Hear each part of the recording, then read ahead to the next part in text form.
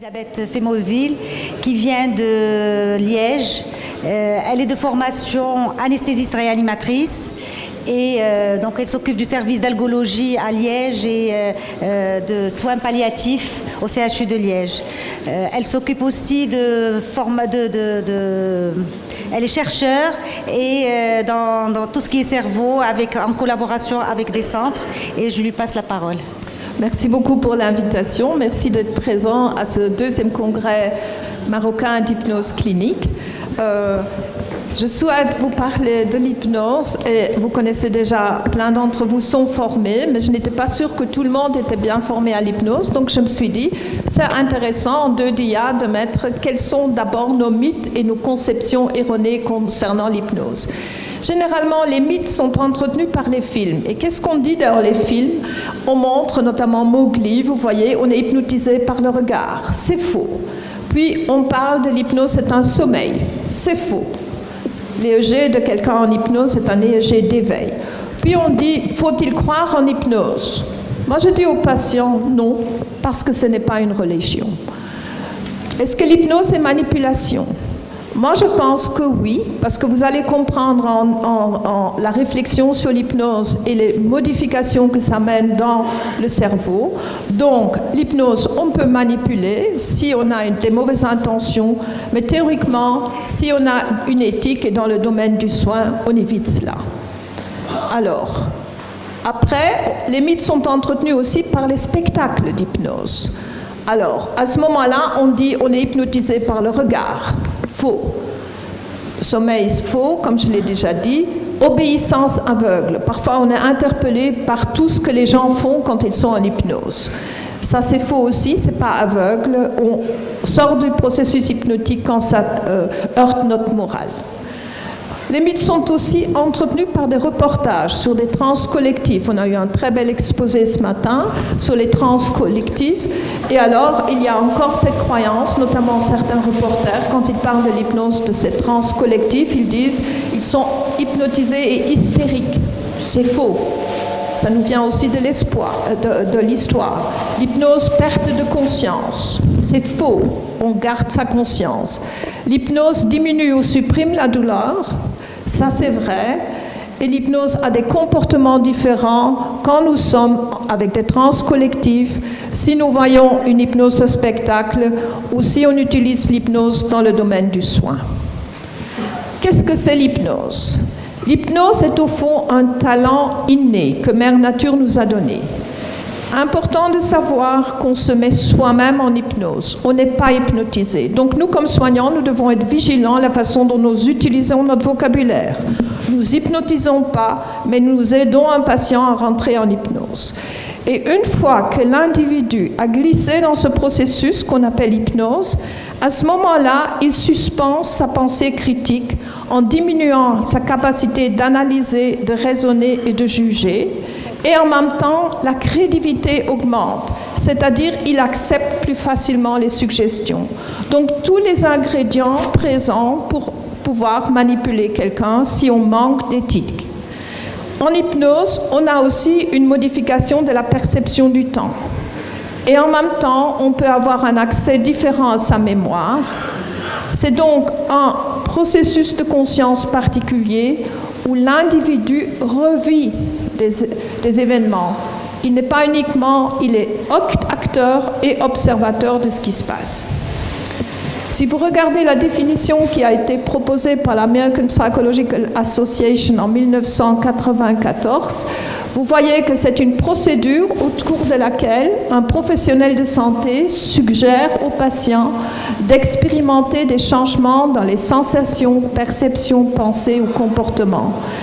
Cette définition, elle a été revisitée en 2013, où on parle plutôt, c'est un état de conscience impliquant un phénomène d'attention soutenue et une perception de l'environnement moindre, de même qu'une capacité accrue de répondre aux suggestions.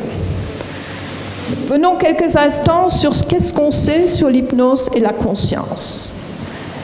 Il y a eu un débat à un moment donné, est-ce que l'hypnose est un état de conscience particulier, différent de la veille, différent du sommeil, ou est-ce que c'est notre conscience habituelle, ou un phénomène de jeu de rôle créé par la suggestion où l'attitude, l'attention et la motivation fait que c'est tout simplement une conscience particulière. Et là, nous avons eu la chance d'avoir maintenant des nouveaux outils qui nous permettent d'investiguer davantage les processus de conscience. En hypnose, il y a 3 composantes qui sont présentes. Quand nous entrons en hypnose, nous focalisons notre attention et notre attention nous permet d'être particulièrement absorbés dans quelque chose. Et en même temps, comme je vous ai déjà dit, on a à ce moment-là une suggestibilité accrue, c'est-à-dire on accepte plus facilement ce que l'autre nous propose. Et on vit également un phénomène de dissociation, c'est-à-dire on reste physiquement présent dans un endroit, mais mentalement complètement absent en vivant tout à fait autre chose. Et nous avons testé dans une première expérience, effectivement chez des sujets volontaires, la façon dont ils jugeaient leur absorption, la façon dont ils jugeaient leur dissociation et la façon dont ils expérimentaient des pensées externes, ce qui se passe autour d'eux. Et vous pouvez constater dans ces graphiques, ici, au niveau, vous avez en conscience normale, d'accord ? Quand on fait de l'imagerie autobiographique et quand on fait l'hypnose, d'accord ? Donc, conscience normale, c'est normalement des carrés blancs. Imagerie mentale autobiographique en conscience normale, c'est gris. Noir, c'est l'hypnose, d'accord ? Et vous voyez qu'en hypnose, les phénomènes d'absorption sont significativement plus importants qu'en conscience normale en pensant à un événement agréable ou quand on est tout simplement en conscience normale et sans une invitation à faire quelque chose de spécial. Le phénomène de dissociation, c'est-à-dire la façon dont on a l'impression d'être absent de son environnement et de vivre autre chose, vous voyez que c'est significativement plus élevé en hypnose qu'en imagerie mentale autobiographique en conscience normale ou tout simplement au repos en conscience normale. Puis, quand on regarde ce que les 12 volontaires ont évalué sur une échelle de 0 à 10, leurs pensées externes, vous voyez qu'en conscience normale, ils ont beaucoup plus de pensées externes que quand ils sont focalisés en remémorant un événement agréable en conscience normale et encore drastiquement diminué quand ils sont effectivement dans le processus hypnotique. Et après, nous avons fait une expérimentation où, effectivement, ils devaient évaluer l'intensité de la présence de ce qu'ils percevaient à l'extérieur d'eux-mêmes. 0, qu'ils n'avaient aucune pensée externe. Et puis 3, c'est qu'ils pensaient vraiment ce qui se passait autour d'eux. Et par rapport aux pensées internes, c'est 0, ils n'avaient aucune pensée interne. Et 3, c'est qu'ils étaient très impliqués dans les pensées internes. Chaque fois qu'il y avait un bip, ils devaient évaluer où ils se trouvaient en pensée externe ou en pensée interne.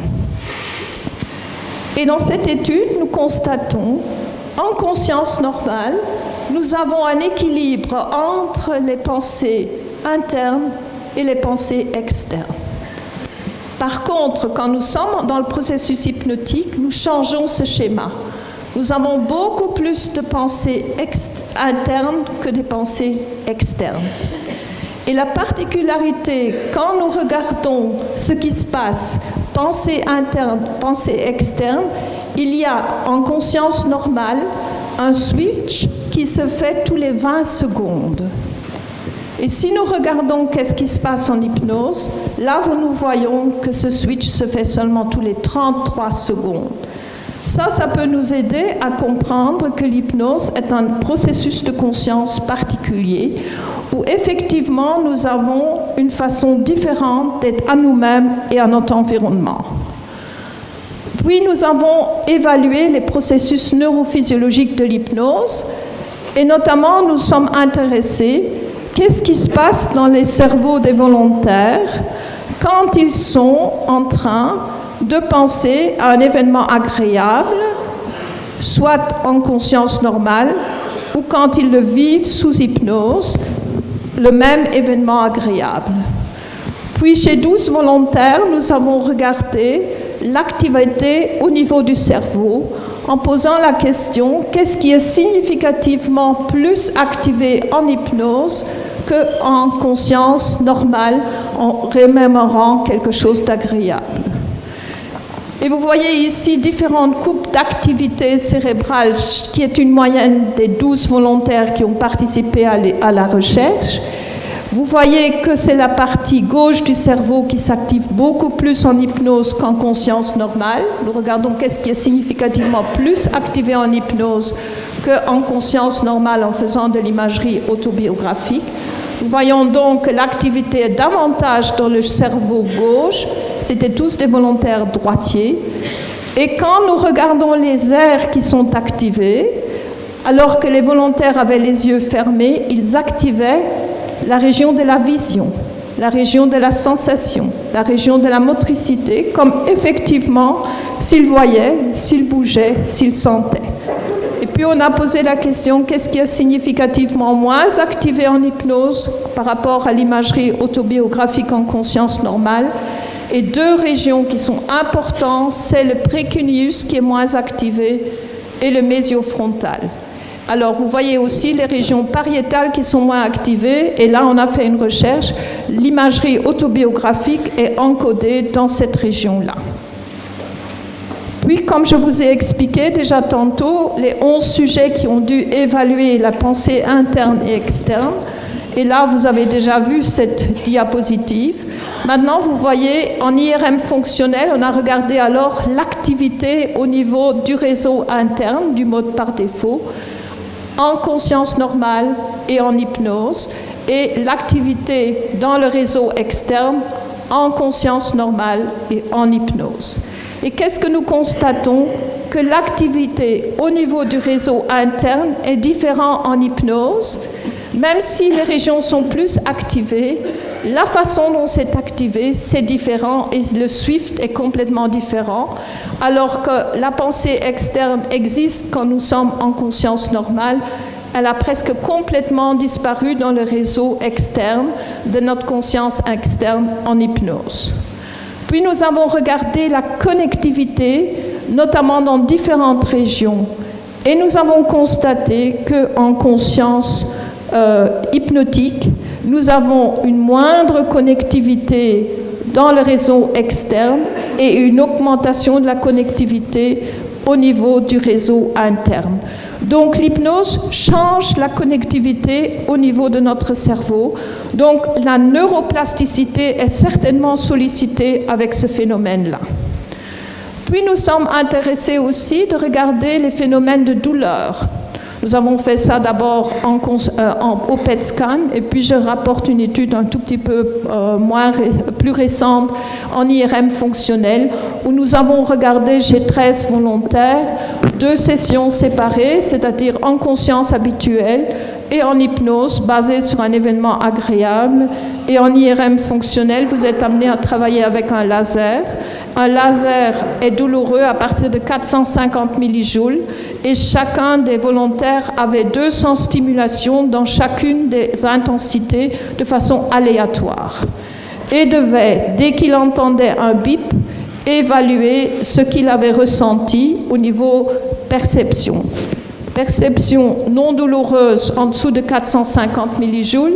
Vous voyez qu'en hypnose, ici les barres noires, ils perçoivent moins en hypnose une perception d'une stimulation non nociceptive qu'en conscience normale.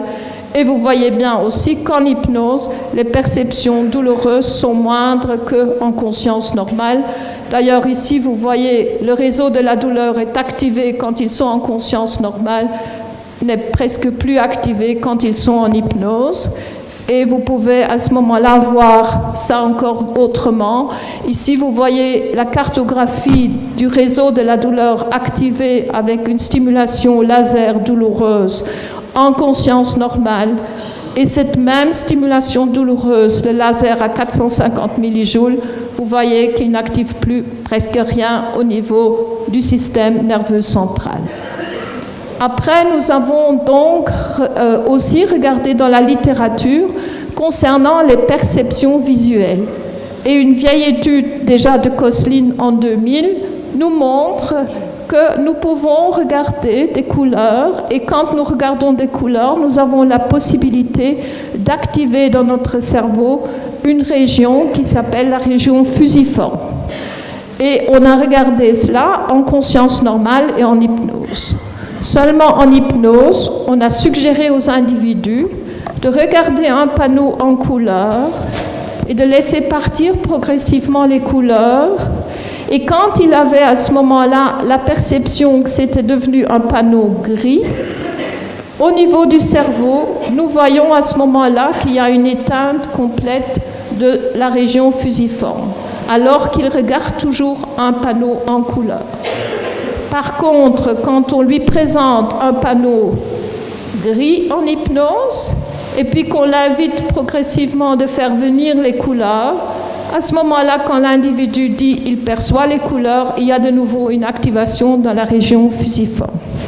Donc nous voyons que nous pouvons, sous hypnose, modifier subjectivement nos perceptions, mais il y a également une traduction neurophysiologique au niveau du système nerveux central. Une autre étude a été faite aussi par Sechtman concernant les hallucinations auditives, parce qu'il y a des gens qui travaillent avec l'audition et qui sont capables d'entendre des choses sous hypnose. Et on a demandé qu'ils font attention à un message qui était déroulé sur une bande et ils devaient évaluer la façon dont ils l'entendaient, la véracité de ce qu'ils entendaient. Et on voit, quand ils arrivaient à bien halluciner ce qu'ils entendaient, à ce moment-là, ils activaient une région qui s'appelle le cortex cingulaire, qui permettait d'être en relation avec la netteté de ce qu'ils percevaient, alors qu'effectivement, la bande n'était plus déroulée. Donc, vous voyez, en hypnose, on a aussi une possibilité de moduler nos perceptions et il y a une traduction neurophysiologique de ce qu'on perçoit sous hypnose. Maintenant, il y a aussi, comme je vous avais vu, l'hypnose module la région cérébrale aux perceptions et à la nociception. C'est pour ça qu'on utilise l'outil, mais l'outil plus comme un apprentissage pour les patients, pour qu'ils puissent l'intégrer au quotidien dans leur vécu pour gérer au mieux une douleur chronique et pour avoir de nouveau une qualité de vie. Qu'est-ce que nous avons proposé? Ici, je vais parler surtout dans le domaine de l'oncologie, mais nous avons publié aussi dans le domaine douleur chronique. Là, nous avons travaillé avec les patients en groupe où effectivement nous leur apprenons de prendre soin d'eux-mêmes, de se respecter davantage et d'interagir avec les autres de façon respectueuse. J'ai donné hier un atelier sur les différentes stratégies que nous proposons à ce moment-là dans ces ateliers avec le patient.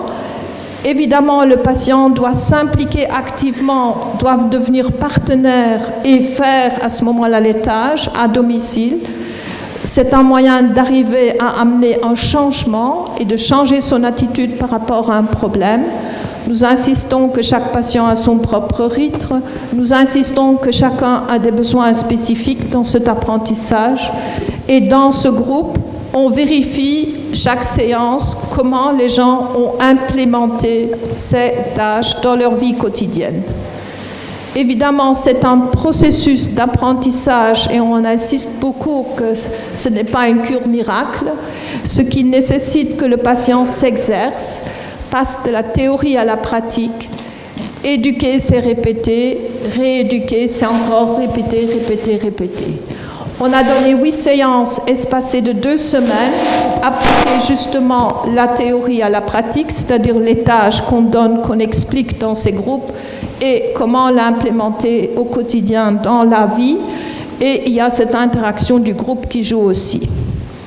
La première séance que nous faisons avec ces patients, ça met un cadre sécurisant en centrant que c'est un travail actif où le patient est invité justement de prendre des notes lui-même, d'avoir un carnet et on propose des tâches en les expliquant, en donnant des exemples, des métaphores et on prépare l'apprentissage d'hypnose via la musique.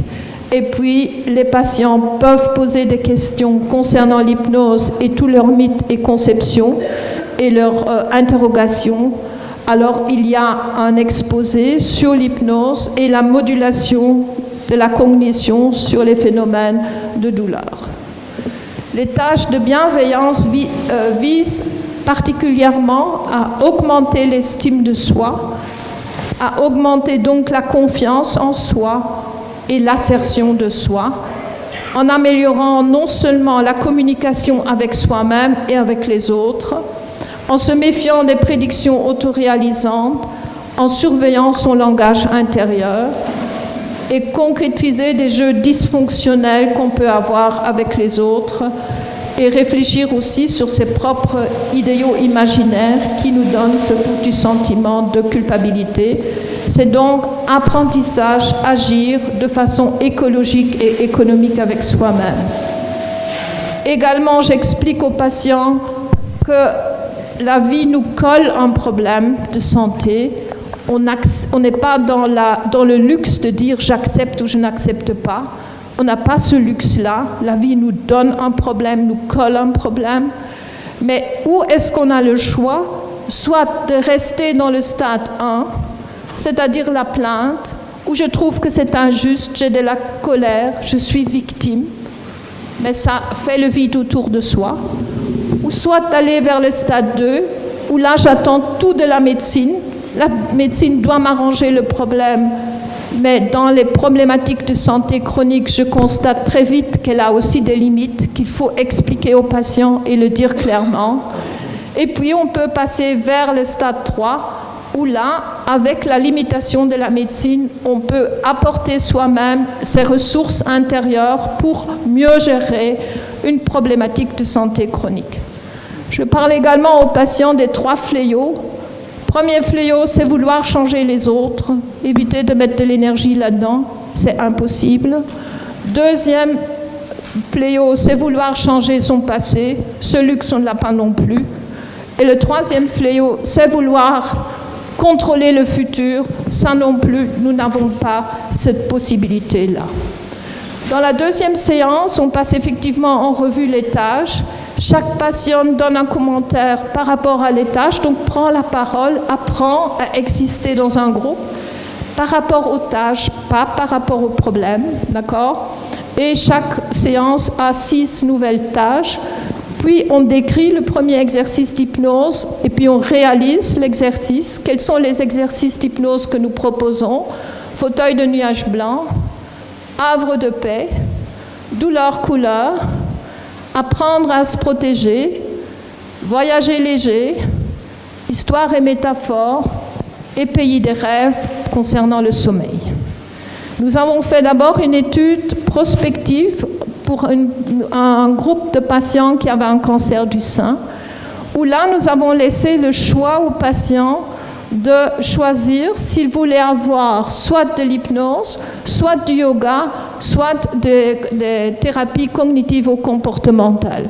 Ça a été publié et vous voyez que la majorité des gens ont choisi l'hypnose. Donc, généralement pour gérer des effets secondaires. Et ils ont participé aux séances, ils étaient très assidus, 5,4 séances sur les 6, et 88% ont participé à toutes les séances. Donc vous voyez, l'adhésion est très élevée. Et là, nous avons regardé à ce moment-là, ça a été publié dans l'International Journal of Clinical and Experimental Hypnosis en 2017. Vous voyez qu'à ce moment-là, quand nous regardons pré et post, avec le yoga, vous pouvez diminuer l'anxiété et la dépression quand nous regardons pré et post. Avec l'hypnose aussi, TCC ne montrait pas de différence. Au niveau dépression, nous voyons qu'il diminuait, et là aussi, mais les scores n'étaient pas très élevés au départ. Par contre, Global Health Status est significativement amélioré avec l'hypnose, beaucoup moins avec le yoga, pas du tout avec le yoga, pas du tout avec le TCC. Le fonctionnement émotionnel est modifié avec le yoga, et avec l'hypnose. La fatigue est modifiée avec l'hypnose uniquement. L'insomnie, idem. Les préoccupations négatives, anxieuses sont améliorées avec l'hypnose uniquement. Et, les ajustements négatifs sont améliorés avec l'hypnose. Alors, les difficultés de sommeil sont améliorées avec l'hypnose. Les difficultés sur le sommeil sont surtout améliorées avec l'hypnose, un peu avec le yoga. Donc, vous voyez qu'avec l'hypnose, on a un impact intéressant pour un groupe de patients. Et ça a été fait 6 mois après. On a regardé est-ce qu'on maintient le bénéfice à plus long terme, à 1 an. Et là aussi, nous avons publié ça maintenant en 2017 dans British Journal of Cancer, où nous voyons que ce bénéfice perdure dans le temps, ce qui est très important dans les approches. Donc, nous avons après regardé dans le cancer de prostate, et on avait 47 patients. On avait un groupe patient et autobienveillance et un groupe contrôle.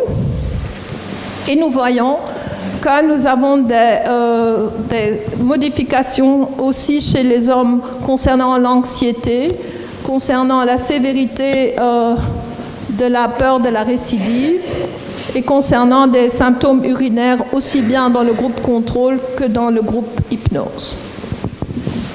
Donc, si je dois résumer, on peut dire que l'auto-hypnose et self-care ciblent le bien-être du patient.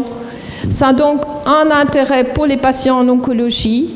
Ça a un bénéfice sur la détresse émotionnelle. Ça améliore la fatigue et le sommeil. Ça donne un rôle actif aux patients. Et ça peut être proposé en groupe si le cadre est sécurisant, si le formateur est expérimenté avec les techniques d'hypnose, avec les groupes et en pathologie, avec la pathologie des patients. C'est donc une approche psychocorporelle où coûts-bénéfices sont intéressants. L'hypnose est donc un outil, ça ne nous donne pas une formation, il faut avoir une formation certifiante avant, pour apprendre à, je dis aux patients les 3 P, plaisir d'apprendre, patience avec soi-même, ça ne change pas du jour au lendemain, persévérance dans un projet, et faire participer le patient activement à son traitement lui donne de l'autonomie, ça le responsabilise et ça le valorise. L'utilisation de l'hypnose dans le domaine du soin, le soignant doit avoir une compétence dans le domaine